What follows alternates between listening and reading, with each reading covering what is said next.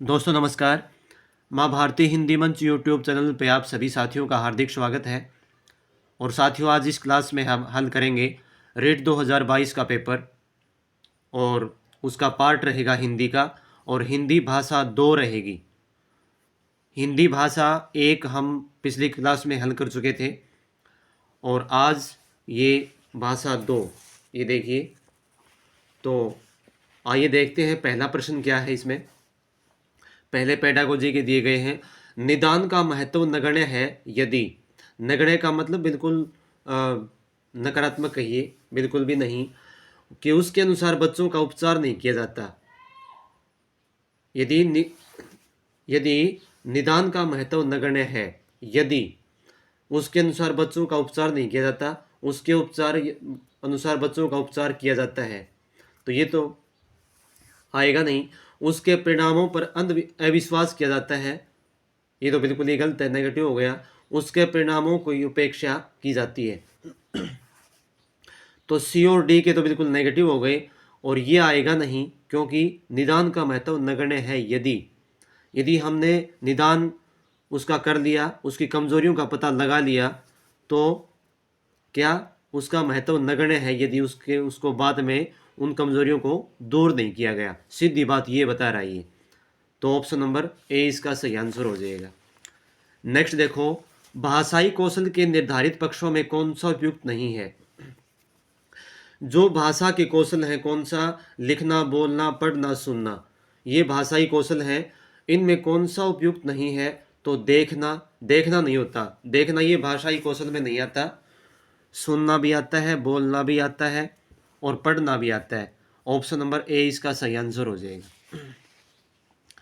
Next question देखो, खेल विधि को प्रचलित करने का श्रेय किसको जाता है। खेल विधि, रायबर्न गलत है, मॉरिसन ये भी गलत है, थॉमस एम रेस्को ये भी नहीं है, हेनरी कोल्डवेल कुक ये इसकी खेल विधि की जन्मदाता है।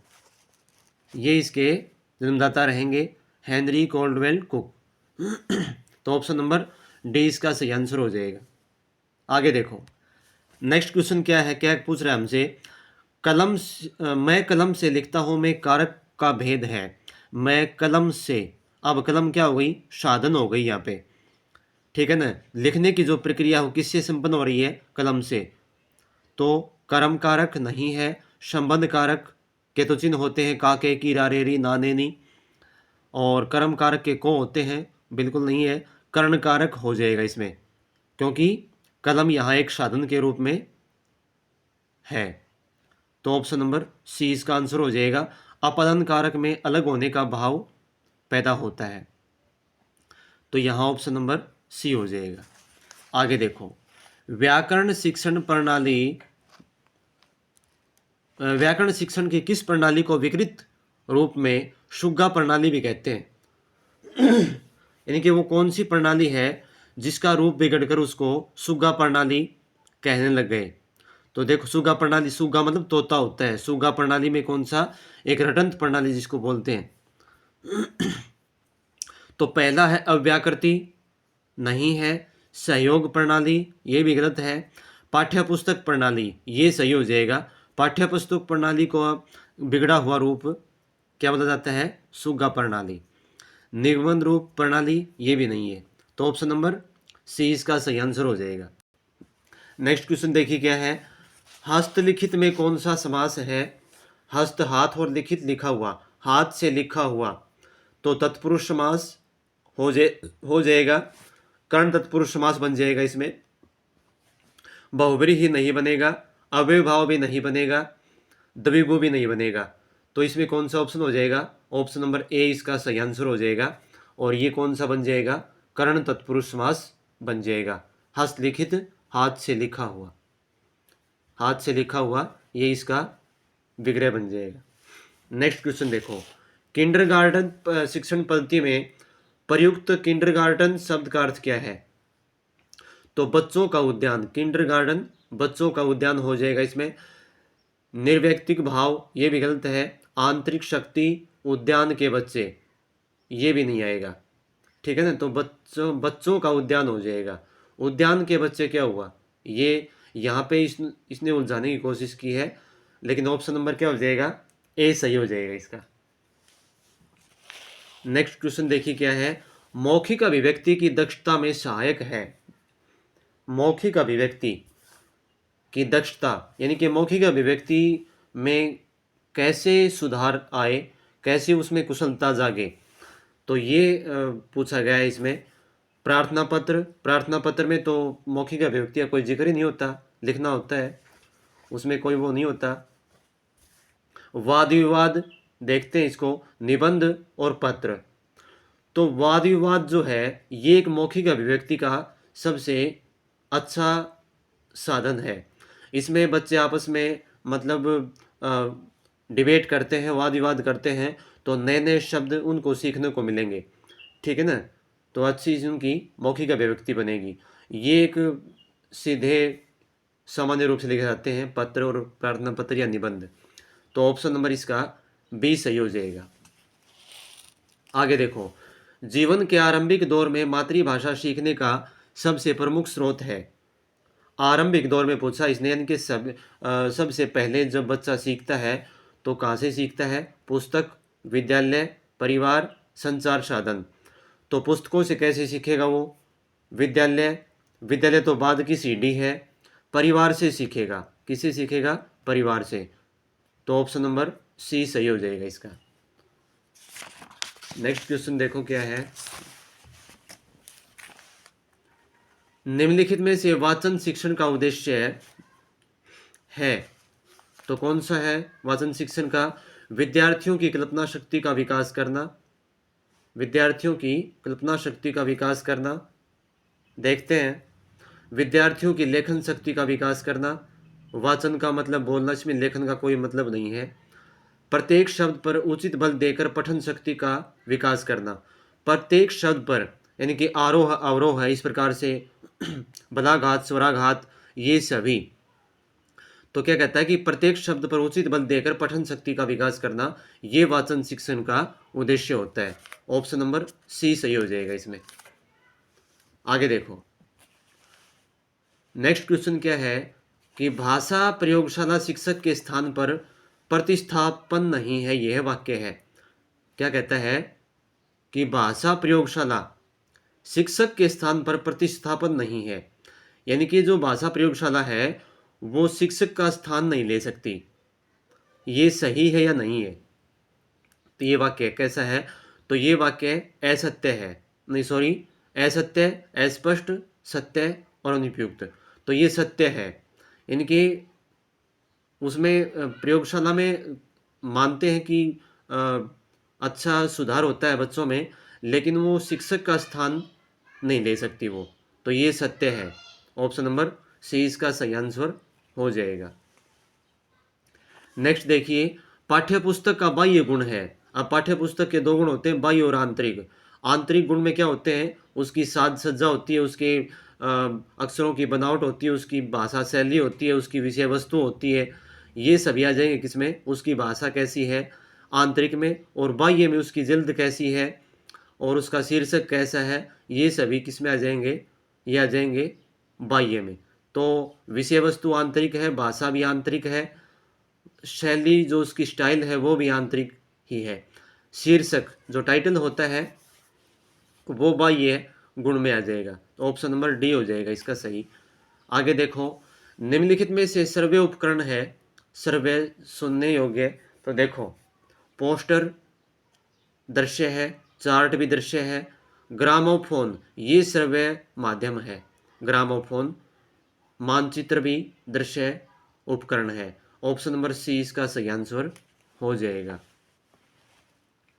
नेक्स्ट क्वेश्चन देखो भाई, वस्तुनिष्ठ परीक्षा में सम्मिलित है ऑब्जेक्टिव जो होते हैं उसमें, तो क्या है, निबंधात्मक नहीं, मिलान पद परीक्षा ये हो जाएगा इसका होती है, लघुतरात्मक परीक्षा ये भी नहीं है, पर्यवेक्षण ये भी नहीं है।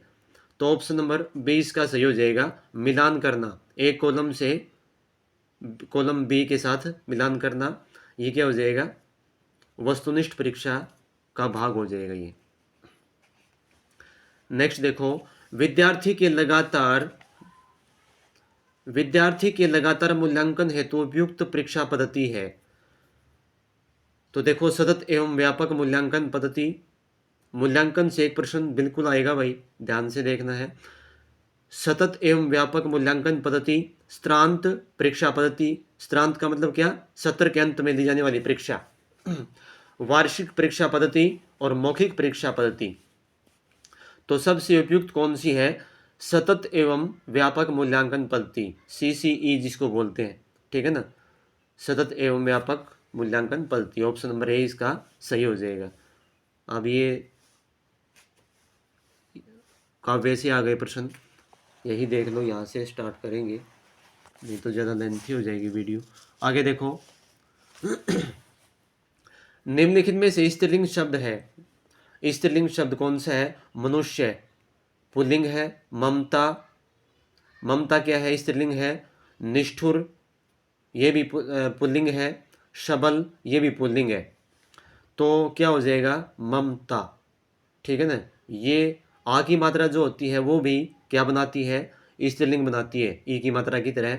जैसे ये अजा है, अजा, ठीक है ना, अजा बकरी, तो ममता क्या है, स्त्रीलिंग हो जाएगा। नेक्स्ट क्वेश्चन देखो क्या पूछ रहा है इसमें, संघारक शब्द का संधि विच्छेद है, तो क्या हो जाएगा, सम प्लस हारक, यही हो जाएगा। सम हारक, इसमें हलंत नहीं है, गलत हो गया, सन, सन नहीं आएगा, ये भी सन है, तो सम प्लस हारक हो जाएगा, इसमें मैं हलंत हो जाएगा, और व्यंजन संधि हो जाएगी, क्या हो जाएगी, व्यंजन संधि की श्रेणी में चला जाएगा। ऑप्शन नंबर ए इसका सही आंसर है। आगे देखो, निम्नलिखित में से कौन सा विकल्प जातिवाचक संज्ञा से भाववाचक बनने का है, यानी कि जातिवाचक था और वो भाववाचक बन गया। शून्यता नहीं, उत्पीड़न ये भी नहीं है, उपयोगिता ये भी गलत है, दासत्व ये है। दास, दास क्या है, स्लेव जिसको बोलते हैं, गुलाम, तो ये दास क्या था, जातिवाचक संज्ञा थी और फिर बन गया दासत्व भाववाचक संज्ञा, तो ऑप्शन नंबर डी इसका सही आंसर हो जाएगा। आगे देखो, आगे क्या पूछ रहा है ये नेक्स्ट क्वेश्चन में, आगे हाँ देखो, बाढ़ के समान दिशाहीन वाक्यांश में रेखांकित पद है, बाढ़ के समान दिशाहीन, तो रेखांकित पद क्या है, बाढ़ है, तो बाढ़ में बाढ़ क्या है ये पूछ रहा है कि कौन सी व्याकरणिक कोटि है, कौन सी व्याकरणिक इकाई है, तो बाढ़ क्या है, संज्ञा, सर्वनाम तो नहीं हो सकता, क्रिया भी नहीं है, विशेषण भी नहीं है, तो बाढ़ क्या है, संज्ञा हो जाएगी, क्या हो जाएगी, संज्ञा, और जातिवाचक संज्ञा बन जाएगी।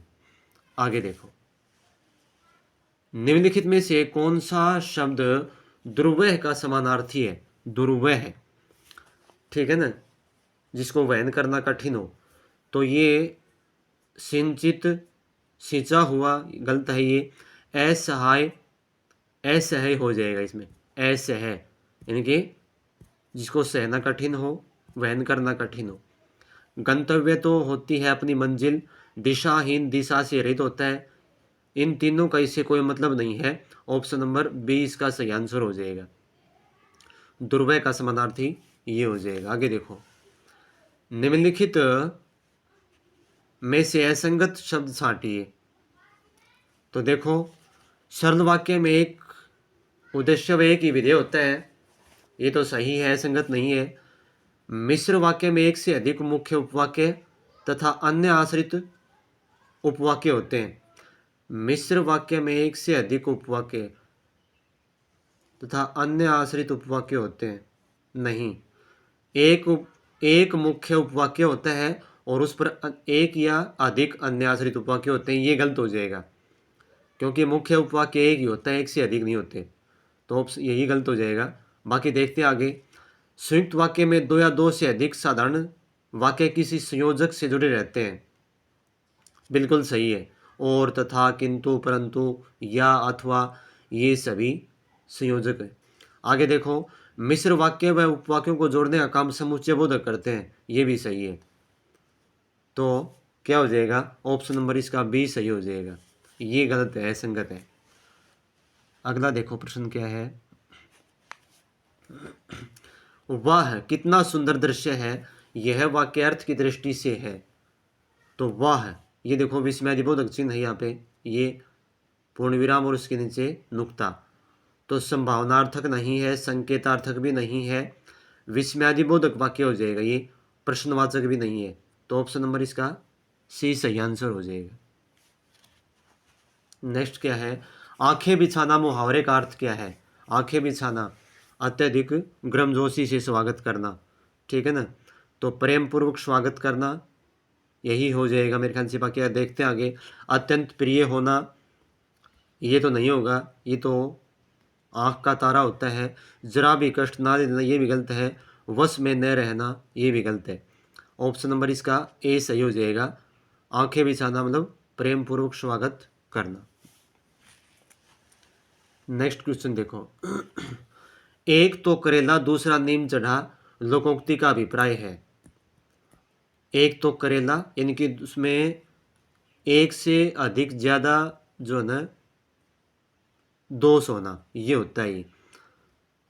यानी कि एक करेला क्या होता है, कड़वा होता है, और वो जो करेला होता है वो नीम के साथ लिपटा हुआ, तो नीम भी कड़वा होता है, तो डबल जो है फॉल्ट हो गया यहाँ पे।